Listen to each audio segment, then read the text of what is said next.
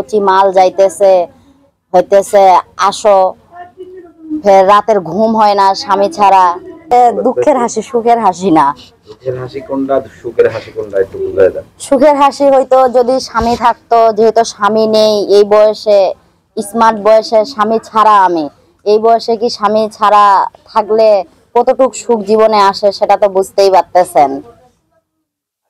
আসলে স্বামী ছাড়া থাকলে মানে আপনার তো বিয়ে হয়েছে।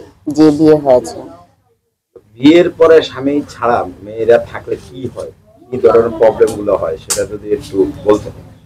অনেক কষ্ট হয়, পথে চলা যায় না, চলাফেরা করলে মানুষের নানান ধরনের টিটকারি আসে, যে স্বামী না থাকলে এরকম বিছনা শূন্যতা চারদিক, এরকম শূন্যহীন বিছনায় কি আর ঘুম আসে?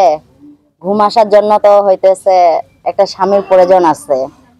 আচ্ছা, এই যে মানে স্বামী ছাড়া বিছানায় একা একা ঘুম আসে না, এই অনেক নারীরা বলে যে প্রয়োজনে নাই স্বামীর, আপনার প্রয়োজন কারণটা কি সেটা একটু বলেন।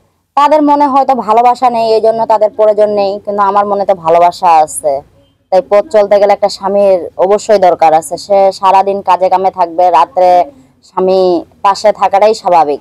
তার সঙ্গে দুঃখ সুখ ভালোবাসা আন্তরিকতায় হইতেছে একই সঙ্গে আবদ্ধ থাকা যাবে। তাই। আচ্ছা, তো আসলে দুঃখ সুখ ভালোবাসা পেতে হলে এখন কি করতে হবে আপনার জন্য বলেন তো? বলেন।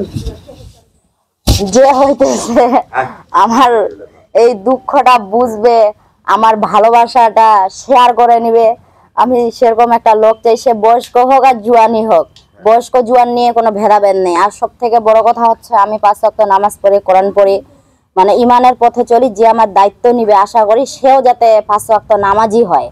কারণ সে যদি আল্লাহকে না ভালোবাসে তাহলে আমাকে সে কিভাবে ভালোবাসা দিবে? আমি ক্ষণিকের ভালোবাসা চাই না, আমি ভালোবাসা চাই চিরস্থায়ী, যে আমাকেও ভালোবাসবে, আল্লাহ পাককেও ভালোবাসবে।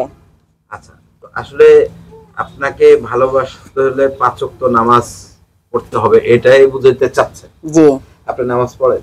ইনশাআল্লাহ। 5 ওয়াক্ত পড়েন? ইনশাআল্লাহ আমি 5 ওয়াক্ত আচ্ছা, নামাজ তো পড়ি। আমরা একটু শুনতে চাই আপনার পিছনের গল্পগুলো, যেটা আপনার হাজবেন্ডের সাথে কিভাবে কি হয়েছে, কেন হাজবেন্ড চলে গেছে, কি হয়েছে, ডিটেইলসটা একটু যদি আবার নতুন করে একটু বলতেন। আমার স্বামী হইতেছে নেশা খাইতো, জুয়া খেলতো, আমাকে খাওয়া খরচ দিত না, মারধর করতো, বাচ্চাকে নিয়ে যাইতো বিক্রি করার জন্য। আমি যদি কারো বাসায় কাজ করে কোনো কিছু আনে রাখতাম, সেগুলোও নিয়ে গিয়ে বিক্রি করে দিত, খাওয়া খরচ দিত না। একটু জোরে বলেন। মানে যেরকম নির্যাতন বলে আর কি, মানে নেওয়ার মতো না।